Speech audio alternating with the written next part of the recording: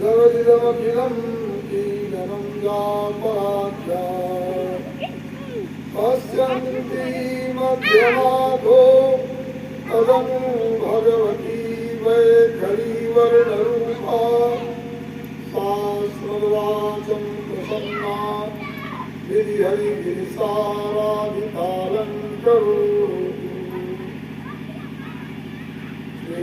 श्रीमद्भागवतं पुराणममलं हीरेण यद्भासितं तस्मिन् श्रीवसुदेवदेवकीसुतो नन्दात्मजाख्यो हरिः साक्षान्नित्य विराजते सोऽपुषा भक्ताय मुक्तिप्रदो वन्दे तं परमं पुराणपुरुषं देवैश्च यो वन्दितः वेदैश्च यो वन्दितः नारायणं नमस्कृत्य नरं चैव नरोत्तमं देवीं सरस्वतीं व्यासं ततो जयमुदीरये।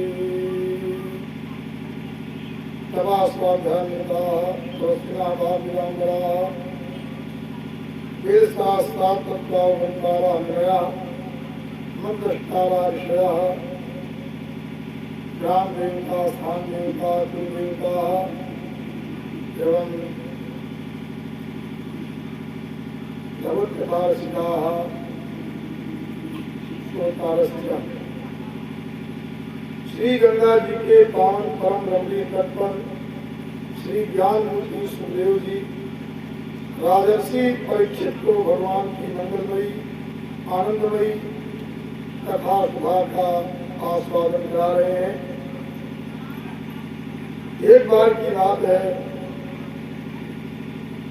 कि महेंद्र इंद्र अपनी धर्मपत्नी सती के साथ सभा में विराजमान थे। उनकी दिव्य शोभा हो रही थी। 11 रुद्र, 8 वसु, 49 मरुत, अश्विनी कुमार, अग्नि, वायु आज इन देवताओं से घिरे हुए थे। पूरी सभा लगी हुई थी क्योंकि इंद्र जो है त्रैलोक के राजा है, स्वर्ग के राजा है, इसलिए वो सबसे बड़े माने जाते हैं। सारे ऋषि मुनि देवता किन्नर गंधर्व सब में इंद्र श्रेष्ठ है। लेकिन संयोग था उसी समय उनके गुरु जी, जिनका नाम था बृहस्पति, बृहस्पति ने इंद्र को इतना महान बनाया। सारा कार्य इंद्र का उनके देवगुरु बृहस्पति जी संपादन करते हैं। उनका बहुत बड़ा महत्व है। तो जब देवगुरु बृहस्पति जब सभा में पहुंचते थे, इंद्र अपने आसन से खड़े होकर के और अपने गुरु जी को प्रणाम करते थे। उसके बाद गुरु जी अपने आसन पर बैठते थे। तो ये एक समस्या थी इंद्र के लिए। इंद्र के अहंकार हो गया था। उस सभा में जब देवगुरु बृहस्पति वहां पहुंचे तो इंद्र ने सोचा कि तो बड़ी समस्या है, गुरु महाराज हमारे लिए समस्या बन गए। इतनी सभा लगी है, सब लोग हमारा सम्मान कर रहे हैं, अब हम खड़े हों अपने आसन से खड़े होकर के अपने गुरु जी को प्रणाम करें, उसके बाद बैठे। इसलिए इंद्र ने कहा ऐसा हमको ना करना पड़े। इसलिए इंद्र ने क्या किया कि ऐसा आचरण किया कि मानो गुरु जी को हम देख ही नहीं रहे। लिखा हुआ है कि वाचस्पतिं मुनिवरं सुरासुर नमस्कृतं नो चचारासनादिन्द्रः पश्यन्नपि सभागतम्। बृहस्पति वाचस्पति कहा गया, ये वाणी के अधिपति मुनियों में श्रेष्ठ हैं, जिन्होंने सारे देवता असुर सब को प्रणाम करते हैं। लेकिन इंद्र ने देख लिया गुरु जी आ गए, लेकिन ऐसा लगा मानो गुरु को नहीं देखते, घुमा लिया। गुरु जी वहां पर पहुंचे और गुरु जी समझ गए। गुरु जी समझ गए कि जो है ये हमारे शिष्य जो इंद्र है ये हमको देख रहे हैं, देखते हुए नहीं देख रहे हैं। उनको क्षमा योग्य होता है, कोई व्यक्ति नहीं देखा, गुरु जी आए और शिष्य जो है गुरु को नहीं देख पाया तो वो क्षम नहीं देख पाया, नहीं देख सका। और देखते हुए ना देखना ये अपराध होगा, अपराध। इसलिए देवगुरु बृहस्पति कुपित हो गए, क्रोध में आ गए, वहां से कुछ बोले नहीं, सीधे वहां से चले आए, वापस आ गए। आकर के और अपने योग माया से अदृश्य हो गए। और उसके पश्चात जब इंद्र का नशा उतरा कि हमने क्या कर दिया, अपने गुरु का अपमान कर दिया। जो गुरु जो हमारे अनेक प्रकार के कवच के द्वारा, अनेक प्रकार की अपनी मंत्र की शक्तियों द्वारा हमारी रक्षा करते हैं, नहीं तो ये दैत्य लोग हमको हटा दिए होती। गुरु की कृपा, ऐसे गुरु का हमने अपमान कर दिया। उसके बाद गए गुरु जी का पता लगाने लगे, लेकिन कहीं भी बृहस्पति जी का पता नहीं चला, क्योंकि वरिष्ठ हो चुके थे। गति माध्यात्म माया, अपनी अध्यात्म माया के द्वारा वरिष्ठ हो गए। ये पता जब चला, असुरों को पता चल गया कि देवगुरु बृहस्पति जो है इंद्र से कुपित हो गए हैं, वो अदृश्य हो गए। अब जाकर के असुरों ने जो है, जो असुरों के गुरु है शुक्राचार्य जी से कहा। शुक्राचार्य जी ने कहा बहुत अच्छा है, इस समय आक्रमण करने का अच्छा अवसर है। इस समय हम अपनी शक्ति के द्वारा, तुम्हारा पराक्रम रहेगा, तुम जो है देवताओं से कहा स्वयं पर तुम्हारा अधिकार हो जाएगा, इंद्र पराजित हो जाएगा। इंद्र को बचाने वाले तो बृहस्पति। इस प्रकार से असुरों ने आक्रमण कर दिया, आक्रमण किया, सारे देवता पराजित हो गए और देवलोक पर असुरों का साम्राज्य हो गया। उस प्रकार से देवता लोग मारे मारे घूमने लगे, स्वर्ग का राज चला गया गुरु का अपमान करने से। गुरु ने इसीलिए किया था इनका नशा दूर हो जाए, अहंकार का नशा दूर हो जाए। उसके बाद देवता लोग बड़े दुखी हुए। उन्होंने जाकर के एक त्वष्टा ऋषि थे, वो अदिति के ही पुत्र थे, इंद्र के समझो भाई थे, लेकिन ऋषि थे वो। त्वष्टा ऋषि के पास गए और उनसे सारा अपना निवेदन किया।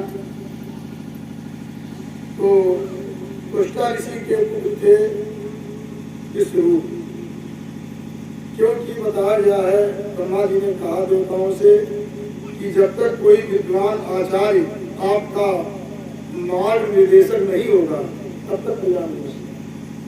जाओ किसी दूसरे आचार्य को ग्रहण करो।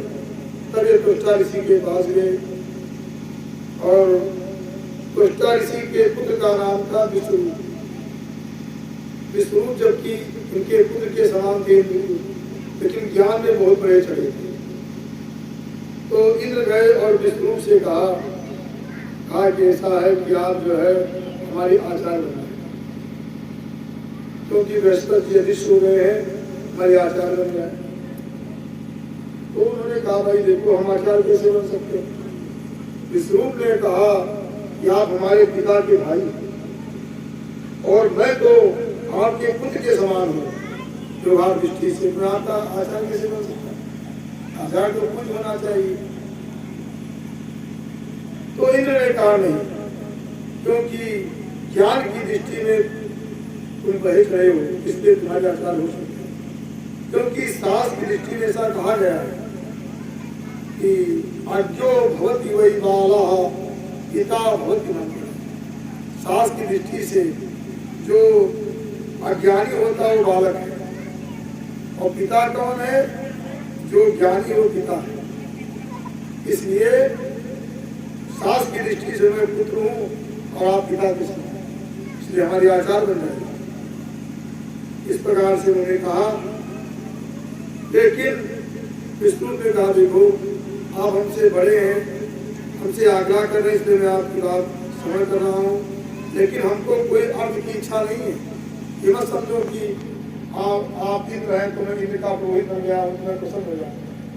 हमको पुरोहित से कोई प्रसन्नता नहीं, हमको अपनी साधना से क्योंकि मैं जानता हूँ कि पुरोहित कर्म करने से ब्रह्म तेज नष्ट हो जाता है, क्योंकि आप शराब इधर उधर का सब कुछ अन्न लेना पड़ता है, तो ब्रह्म तेज नष्ट हो जाता है। ये तो एक पतन का कारण होता है पुरोहित।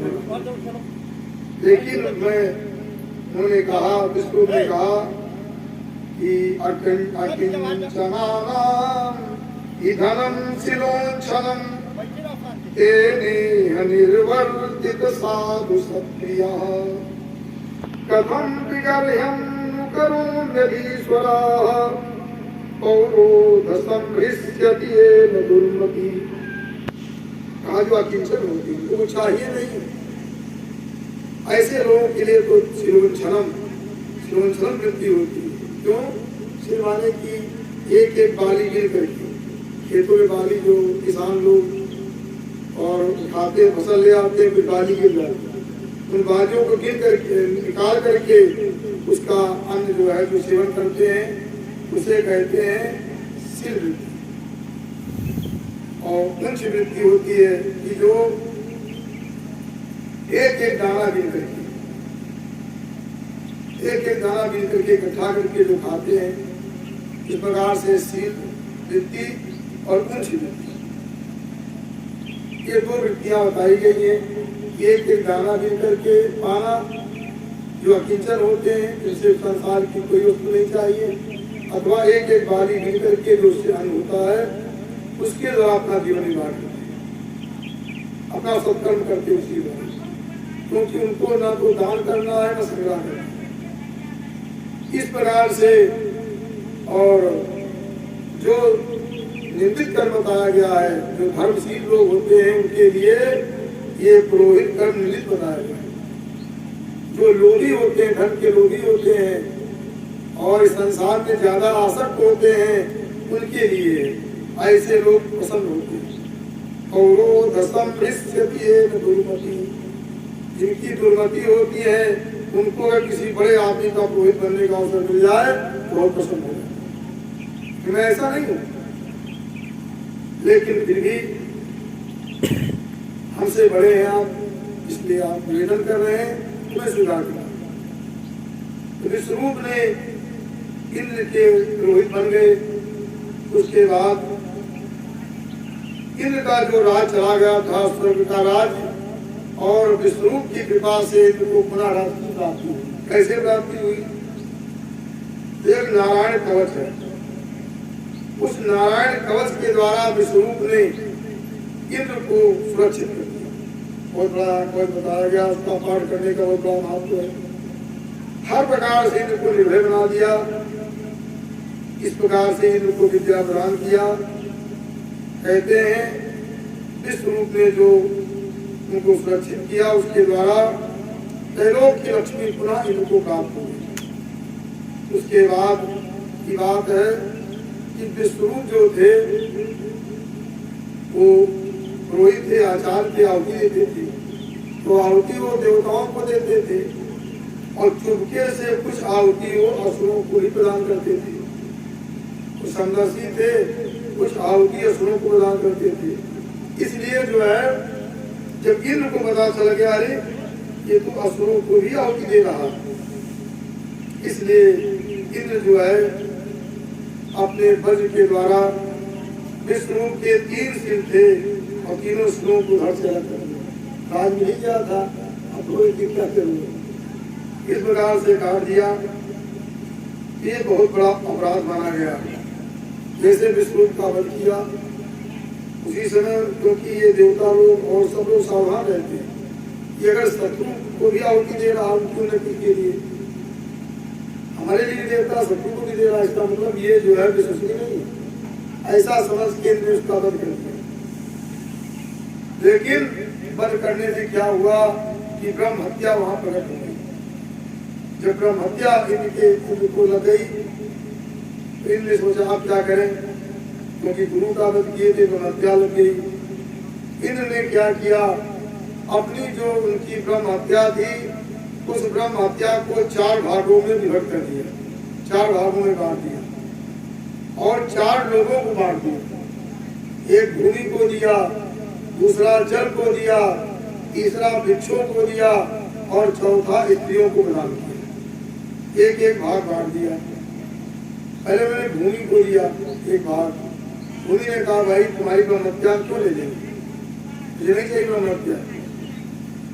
इन्होंने कहा देखो इसके बदले में हमसे जो वरदान मांगना हो मांग लो, लेकिन ब्रह्महत्या तुम्हें लेना होगा। फिर भी ने वरदान मांग लिया, अगर कोई हमारे पृथ्वी में कोई गड्ढा कर दे तो सनई सनई गड्ढा अपने आप भर जाए, पूरा हो जाए। ऐसा वरदान मांग लिया, कहा ठीक है, एक भाग दे दिया पृथ्वी में। और दूसरा वृक्षों को दे दिया। वृक्षों ने वरदान मांग लिया कि जो हमारा कोई छेदन करे तो फिर उसमें से अंकुर निकल आए। इन्होंने मुझे वरदान दे दिया। तो जो वृक्ष में वृक्षों से जो गोंद निकलता है, गोंद वो ब्रह्महत्या। और शास्त्रों में ये बताया गया है कि विशेषकर जो बबूल का गोंद होता है उसमें ब्रह्म हत्या का विशेष मात्रा होता है। सबसे अच्छी बबूल में ही बनती है। तो कुछ वृक्षों में ब्रह्म हत्या ज्यादा होती है, कुछ में कम होती है, उसमें नहीं होती है, लेकिन बबूल को विशेष माना गया। इस प्रकार से और तीसरा उन्होंने दे दिया कि स्त्रियों को दिया कि सस्वत काम भरे राहम प्रियम जगृहु प्रिया। स्त्रियों को दिया। स्त्रियों से ये कहा, स्त्रियों ने वरदान ये मांगा इनसे कि हम गर्भावस्था में भी काम संभोग कर सके। ऐसा वरदान इंद्र ने प्रदान किया और स्त्रियों ने एक भाग ले लिया।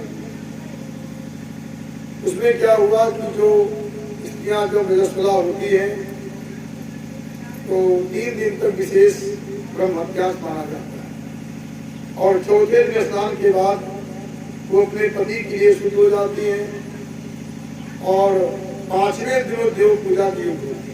4 दिन तक देव पूजा नहीं कर सकती हैं। 3 दिन विशेष शुद्ध रहती हैं। उस समय उनके पास ब्रह्महत्या रहता है और चौथे दिन स्नान के बाद सामान्य शुद्धि हो जाती है और 5वें दिन विशेष शुद्धि मानी जाती है। इस प्रकार से उस समय स्त्रियों को कोई आचार कोई ऐसी चीजों का स्पर्श नहीं करना, अलग रहना चाहिए, किसी का स्पर्श नहीं करना चाहिए। इस प्रकार देव पूजा को वर्जित की है। तो इस प्रकार से नियम बताया गया है और इस प्रकार से एक जो है जल को प्रदान किया। तो जल ने भी मांगा कि हमको कोई निकालता रहे, हमारी वृद्धि होती है। तुम्हारा कितना जल निकालो भी बढ़ जाएगा।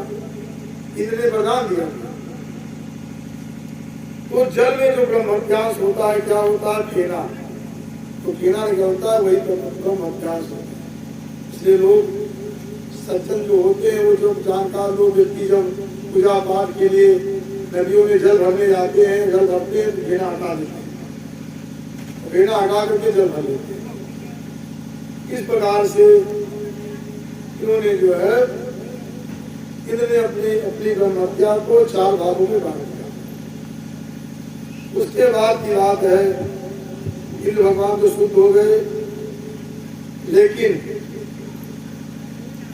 उसके बाद जब त्वष्टा ऋषि को पता चला कि हमारे पुत्र से इंद्र ने अपना लाभ प्राप्त कर लिया, त्रैलोक की लक्ष्मी इंद्र को प्राप्त हो गई, उसके बाद हमारे पुत्र का वध हो गया, क्योंकि त्वष्टा के पुत्र विष्णु।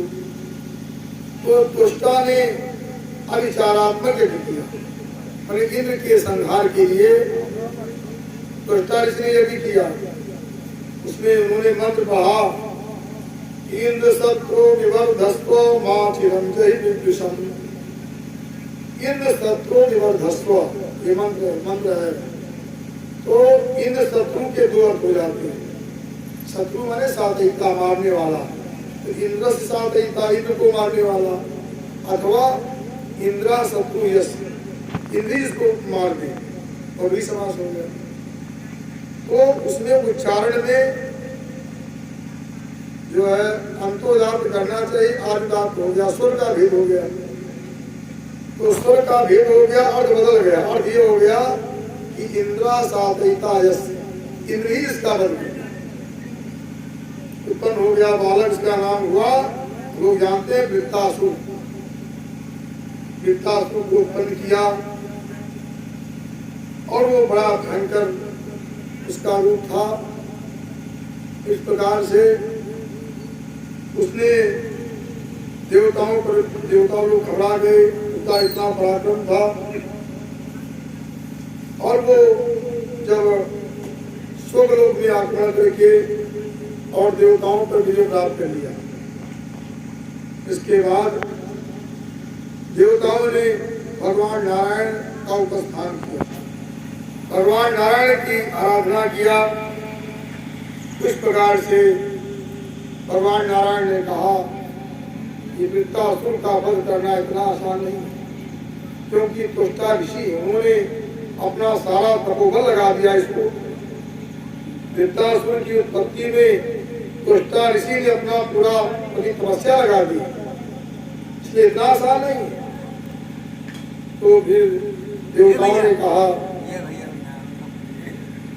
भगवान विष्णु ने कहा, देखो, देवताओं से कहा, तुम तो हमारी शरण में आए हो, इसलिए मैं तुम्हें निराश नहीं कर सकता। इनसे कहा, जाओ, एक दधीचि ऋषि है, उनके पास जाओ और उनसे उनकी अस्थियां मांगो, और वो अस्थि प्रदान कर देते हैं, उसके द्वारा तुम्हारा वज्र बनेगा, तब उसके द्वारा इस वृत्तासुर का संहार हो पाएगा।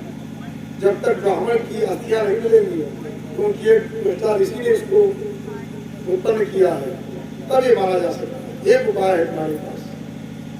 उस समय सब देवता लोग मिलकर के और ऋषि के पास गए, दधीचि ऋषि के पास गए, उनके पास जाकर के निवेदन किया। उस समय उनकी पत्नी भी थी, तो दधीचि समझ गए, अपनी पत्नी को अलग हटा दिया। उसके बाद देवताओं से बात किया, क्योंकि पत्नी समझ लेती कि ये मांगने आए तो बनते देवताओं को भगा देती, क्योंकि तो हमारे पति के जो है हड्डियां ले काट लेते हैं अपने स्वार्थ में, इसलिए पत्नी को अलग कर दिया। फिर श्री दधीचि ऋषि ने कहा, भाई कैसे बताइए, कैसे आगमन होगा। देवताओं ने कहा, देखो, बहुत बड़ी समस्या आ गई है, वृत्तासुर इतना बलवान हो गया है, कई लोग को अपने बस में कर लिया है, और वो मनुष्यों पर, ऋषियों पर, मुनियों पर, सब पर अत्याचार कर रहा है, तो हम लोग तुम्हारे मारे घूम रहे हैं। इसलिए मैं आपके पास आया हूँ, क्योंकि आप क्या हैं कि विद्याव्रत तप तपः सारम गातम याचत माचिरम।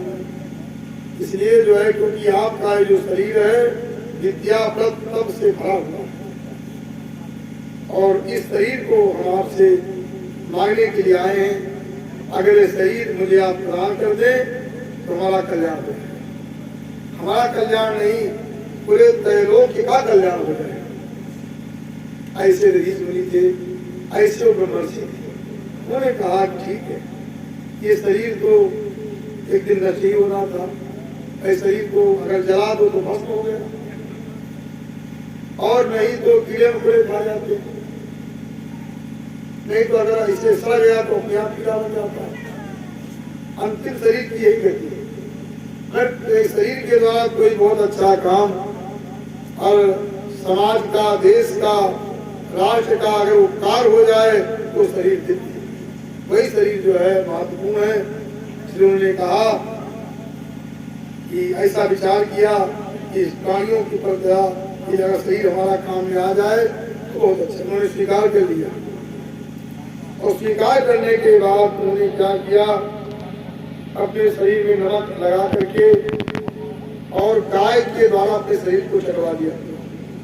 सनई सनई सारा रक्त जो है गाय छाट गई और अस्थियां बची। उसके बाद इंद्र ने उन अस्थियों को प्राप्त किया, उसके द्वारा फिर वज्र इंद्र का बना। तो कहने का भाव ये है, इसलिए गाय का मुख जो है अशुद्ध माना जाता है, गाय का पृष्ठ भाग पवित्र माना गया। गाय को गोमूत्र, गोबर ये बहुत पवित्र माना जाता है, लेकिन मुख जो है ज्यादा पवित्र नहीं माना जाता है। इस प्रकार से तो आगे चल करके कहते हैं कि नर्मदा के तट पर फिर देवताओं और दैत्यों का फिर भयंकर युद्ध हुआ। और उस समय भाई इंद्र को तो सुंदर उनकी अस्थियों का वज्र प्राप्त हो गया था, इंद्र की शक्ति बढ़ चुकी थी, लेकिन वृत्तासुर का और सारे देवता असुर दोनों का महान संग्राम हुआ नर्मदा के तट पर। उस समय इंद्र और वृत्तासुर का सामना हुआ और अंत में जो है वृत्तासुर समझ गया कि हमारी पराजय होगी, क्योंकि इंद्र के वज्र में उन्होंने भगवान का दर्शन प्राप्त किया। इन साक्षात नारायण इंद्र के वज्र में विराजमान है, इसलिए वो देख लिया, कहा इस समय हमारा समय प्रतिकूल है, इस समय इंद्र का समय अनुकूल है। इसलिए उन्होंने उस समय भगवान की प्रार्थना किया, क्योंकि भगवान ने कहा था जब ऋषि के अस्थियों का वज्र बनेगा उसमें मैं निवास कर लूंगा, उसके द्वारा इसका वध हो जाएगा। उस समय वृत्तासुर ने भगवान की प्रार्थना किया। क्या प्रार्थना किया? वो बड़ी भक्ति से भरा हुआ है कि कहता है कि अहम हरे तो पादैकमूल दासानुदासो भरितास्मि भूया मनः स्मरेता सुपतेर्गुणांस्ते विनीतवा कर्म करो तु काया। हे हरे, हे प्रभु, मैं आपके जो चरण कमल है उन चरण कमलों की जो उपासना करने वाले हैं, जो आपके चरण कमलों के उपासक हैं, जो आपके दास हैं, उनका मैं दास हो जाऊं, ये मैं बता दूं। क्योंकि मैं आपके दास होने की योग्यता नहीं अपने में पा रहा हूँ। दासानुदास, मैं आपके दास का दास, ये मैं होना चाहता हूँ। और मैं यही चाहता हूँ आपसे, हमारा मन सदैव, ये तो जय पराजय ये क्रम है संसार का, उसमें हमारी विजय हुई, मैंने राज किया। आज पराजय का समय आया है, क्योंकि आप देवताओं के पक्ष में। तो मना स्मरे, हमारा मन जो सदैव आपके गुणों का स्मरण करता रहे, वाणी आपके सुंदर गुणानुवाद का, आपके मंत्रों का उच्चारण करती रहे, शरीर भी जो है आपकी सेवा करता रहे, यही मुझे होगा।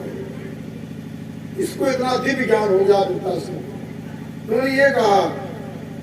और उस समय जब ये वरदान भगवान ने कहा भाई वरदान मांग लो, क्या चाहिए? उसी जो इंद्र के वज्र में विराजमान भगवान हरि ने कहा, पिता से कहा मांग लो जो मांगना हो। उस समय क्या हुआ कि ब्रह्मा जी घबरा गए, इंद्र घबरा गए। ब्रह्मा जी ने सोचा कहीं ये वृत्तासुर हमारा पत्र मांग ले, इंद्र ने सोचा कहीं हमारा पत्र मांग ले। सब लोग घबराने लगे, लेकिन वो वृत्तासुर ने भगवान से क्या मांगा? भक्तों के लिए यह ऐसा कुछ नहीं होता। कहता है कि नाकृतिष्ठम न च पारमेष्ठ्यम न सार्वभौमं न रसाधिपत्यम न योग सिद्धिर पुनर्भवं वा समंजसात्वा विरहैयकांक्षी। क्या भगवान से मांगना चाहिए? इस वृत्तासुर से समझना चाहिए। ये कहता है मुझे जो है ब्रह्मा जी का पद नहीं चाहिए। पारमेष्ठ्यम माने परमेष्ठी ब्रह्मा जी होते, पारमेष्ठ्यम माने ब्रह्मा जी का पद मुझे नहीं चाहिए। नागपृष्ठम, नाग माने स्वर्ग, स्वर्ग का रूप मुझे नहीं चाहिए। पृथ्वी का साम्राज्य मुझे नहीं चाहिए, रसातल का साम्राज्य मुझे नहीं चाहिए, ना मुझे योग सिद्धि चाहिए। मैं तो ये भी नहीं चाहता हूँ कि दोबारा हमारा जन्म ना हो। अपनर्भव भी मैं नहीं चाहता। अपनर्भव माने कि हमारा दोबारा जन्म ना हो, ऐसा भी नहीं मैं मानता हूँ। जन्म हमारा हो, मुझे चाहिए क्या? तो जो सब तो ना कर दिया। आप लोग सोच रहे होंगे कि क्या मांगे गए। ये ऐसी चीज मांग रहा है कि समंजसा विरहैयकांक्षी।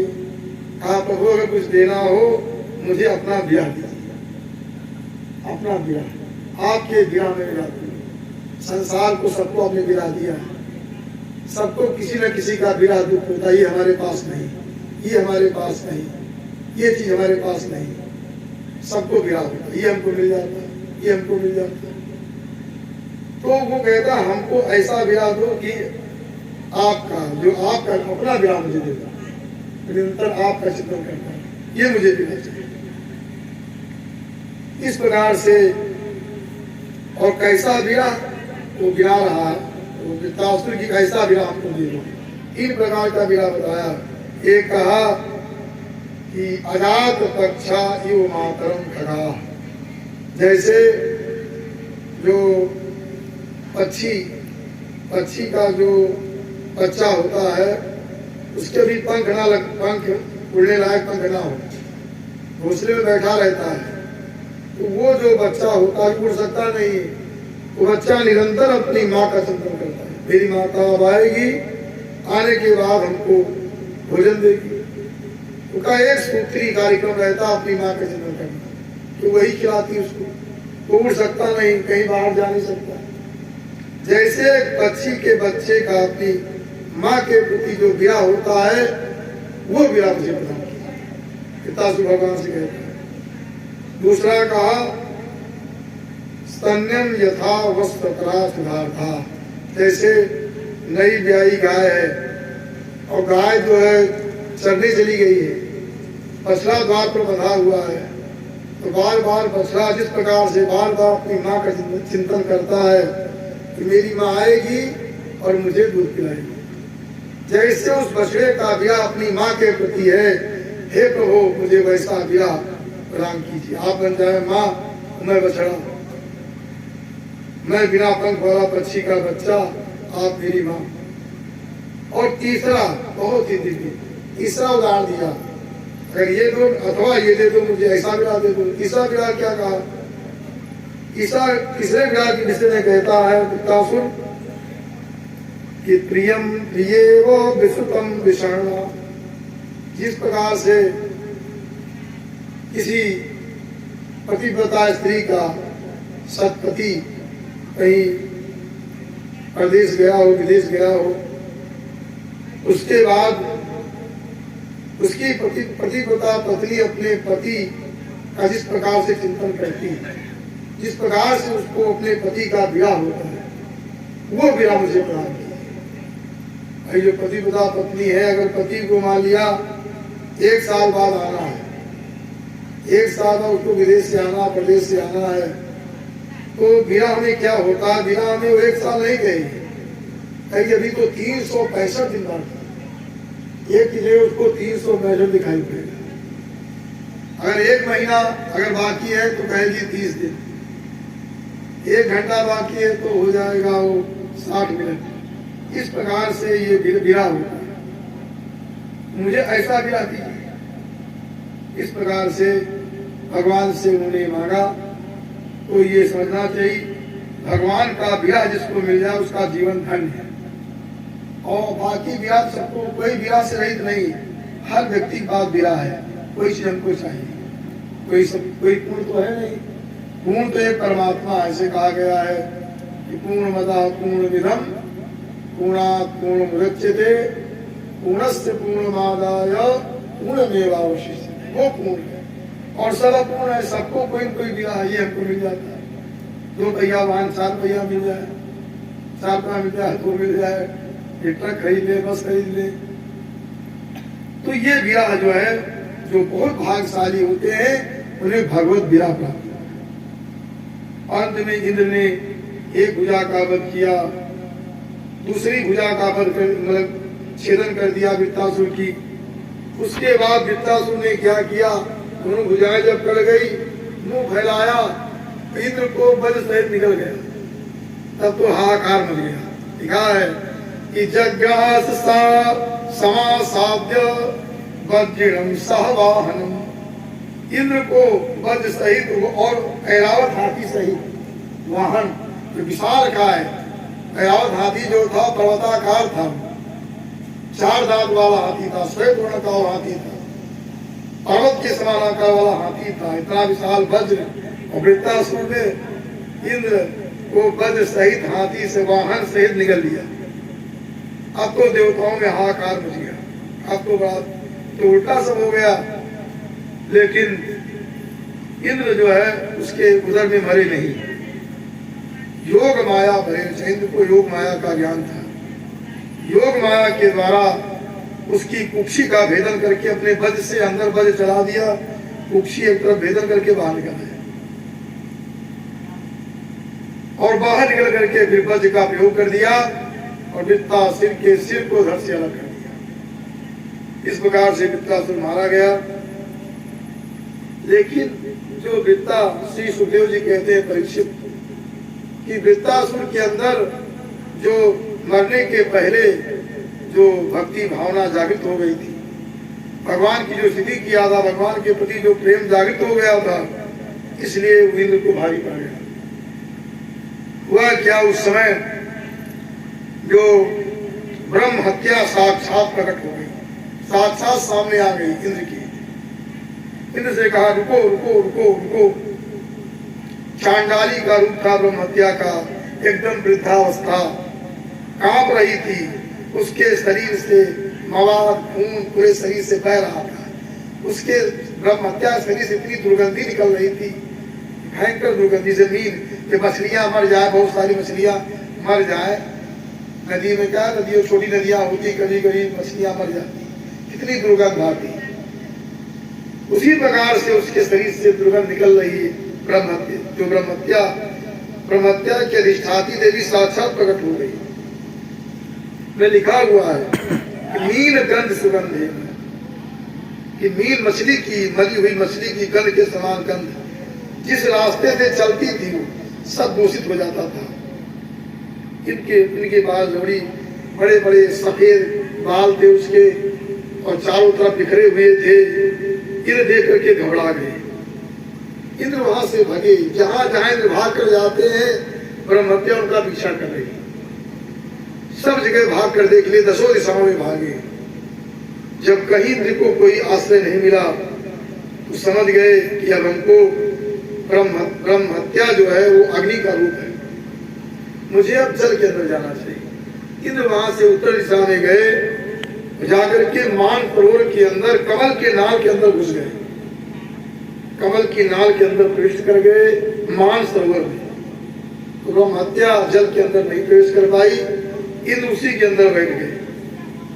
लिखा है सावसत पुष्कर नाल तंतु नवाद्य भोगो यदि हाग्निदूता वर्षाणि सहस्रमलाक्षितोऽन्ता सचिन्तयन् ब्रह्मवधा विमोक्षम्। इंद्र जो है पुष्कर नाल में, वहां कोई भोग नहीं था, उसी के अंदर पड़े थे योग विद्या के द्वारा।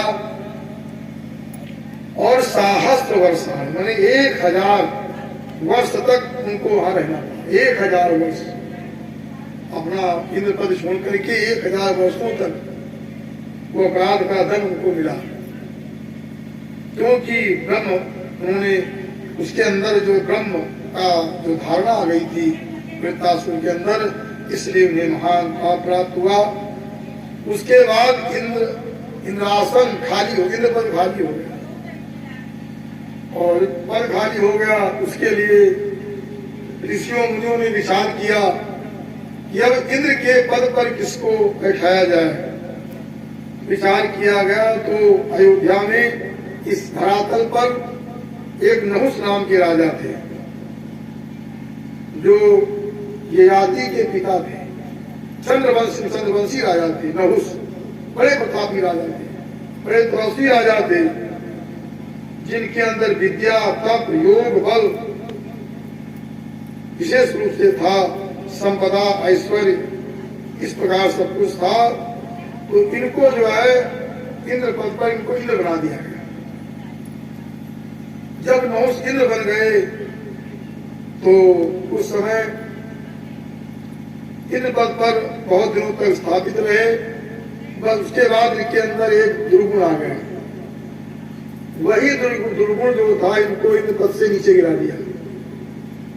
जो बताया गया है एक बहुत बड़ा अपराध होता है कि दूसरे की स्त्रियों पर कुदृष्टि होना, ये सबसे बड़ा दोष होता है। सबसे बड़ा पतन का कारण यही होता है। राम जी ने जो रावण पर विजय प्राप्त किया, राम जी ने यही एक विशेष गुण था, और रावण सब में आगे था, लेकिन उसका चरित्र बल ठीक नहीं था, चरित्र उसका दूषित था, और राम जी का चरित्र पवित्र था। इसलिए चरित्र महान होना चाहिए। नहुष ने क्या कहा, ये सची से कहा, सची के पास संदेश भेजा कि हमारी पत्नी बन जाओ, क्योंकि जब इंद्र पद हमको मिल गया है, मैं इंद्र हूं, तो तुम्हें हमारी पत्नी होना चाहिए। तो उस समय इंद्राणी बहुत दुखी हुई, ये क्या करें क्या। तो अपने गुरु बृहस्पति के पास गई और बृहस्पति से निवेदन किया कि इंद्र जो है, ये जो नहुष कह रहा है कि हमारी पत्नी बन जाएगी, मैं क्या करूं। काफी दिन बीत चुका था, तो सची ने कहा, तो सची से बृहस्पति ने कहा, ये कह दो, कुछ समय दे दो, कह दो कि इतने वर्ष बाद मैं आपकी पत्नी, अगर हमारे पति नहीं आते हैं तो मैं आपकी पत्नी बन जाऊंगी। जब सची ने ऐसा प्रस्ताव रखा कि एक वर्ष बाद, एक वर्ष तक परीक्षा करूंगी, हमारे पति अगर नहीं आते हैं तो मैं आपकी पत्नी बन जाऊंगी। सनई सनई वो समय भी बीत गया, और जब इंद्र नहीं आए तो नहुष ने फिर कहा, फिर जो है सची देवगुरु बृहस्पति के पास गई। बृहस्पति ने कहा, ये मानेगा नहीं, क्योंकि इसके पास पावर है, शक्ति है। हम लोगों ने इस नहुष को इंद्र के पद पर प्रतिष्ठित किया है, लोग कुछ नहीं कर सकते, उपाय कर सकते हैं। उपाय यही है कि जाओ तुम ये संदेशा भिजवा दो इंद्र के पास कि जैसे सभी लोगों के अलग अलग आसन होते हैं, किसी का मयूर आसन, किसी का विषम आसन, किसी का सिंह आसन है, किसी का गरुड़ आसन है, किसी का मूषक वाहन, अलग अलग विचित्र आसन देवताओं के होते हैं। इंद्र का आसन जो है ऐरावत हाथी है, जो वाहन। इसलिए तुम जो है ऋषियों के द्वारा ढोई हुई डोली से आओ, ऋषियों को अपना वाहन बना लो। सप्त ऋषि तुम्हारे जो है डोली का वाहन करें और उससे हमको ले जाओ, तब मैं तुम्हारे साथ चलूंगा। जैसे सची ने स्वीकृति दिया कि सप्त ऋषियों उसके द्वारा उनको अपने रथ में, मतलब अपने डोली में जोत करके लेकर मुझे ले जाओ, तब मैं जाऊंगी। वो तो बौखला गया जो है नहुष की, चलो तुरंत सप्तर्षियों को बुलाया, कहा इस डोली को ढो ले चलो सची के पास। अपना उसी डोली पर बैठ गया और सप्तर्षि लोग डोली को ढोने लगे। उसके बाद नहुष को बड़ी जल्दबाजी थी, सची हमको आज मिलने वाली है। उन्होंने जो अगस्त जी के सिर पर अपना पैर लगा दिया और कहा सर्प सर्प, मैंने जल्दी चलो। सर्प माने होता है कि जल्दी चलो जल्दी चलो जल्दी चलो। उस समय जो है अगस्त जी ने निषेध स्पष्ट पूछा था कि जो वेद में गो प्रोक्षण, मैंने गाय के प्रोक्षण के जो मंत्र बताए गए हैं वो प्रमाणिक है कि अप्रमाणिक है। तो नहुष ने कह दिया वो सब अप्रमाणिक है। इससे वेद की निंदा हो गई। वेद की निंदा करने से इंद्र का पुण्य क्षीण हो गया, क्योंकि बिना कुछ उपाय किए तब जो है अगस्त जी ने, उनका जो पुण्य क्षीण हो गया। एक तो इंद्र ने उनके सिर पर लात लगा दिया अगस्त सिर पर कि जल्दी चलो। सर्प सर्प, सर्प के दो अर्थ होते हैं, एक सर्प जो है, सर्प जो हम लोग देखते हैं, सर्प जो चलता है वो सर्प हुआ, एक सर्प माने जल्दी चलो। तो अगस्त जी ने साथ दे दिया, कहा जाओ तुम अब सर्प हो जाओ, तुम इंद्र के पद पर बैठने लायक नहीं हो। ऐसा चरित्रहीन व्यक्ति इस पद पर नहीं बैठ सकता है। साथ दे दिया और छोड़ दिया डोली। उस समय जो है नहुष जो वहां से नीचे गिर पड़े और फिर अजगर बनकर के नीचे गिरे हैं, अजगर योनि में प्राप्त हुए। उसके बाद ऋषि के द्वारा उनका पुनः स्वर्गमन हुआ। बाद में नहुष स्वर्ग गए, लेकिन अब वो इंद्र का पद नहीं मिल पाया। इंद्र पद एक बार मिला, उन्होंने गंवा दिया अपने चरित्रहीनता के दोष से। इस प्रकार से और बाद में फिर जब 1000 वर्ष बाद जब इंद्र वहां से निकले, उन्होंने यज्ञ किया। यज्ञ के द्वारा पुनः इस इंद्र पद पर विराजमान है। इस प्रकार से बड़ी दिव्य कथा है और आगे बहुत सारी दिव्य कथाएं। 2 बार भगवान नाम का स्मरण करें, आगे कथा श्रवण करें।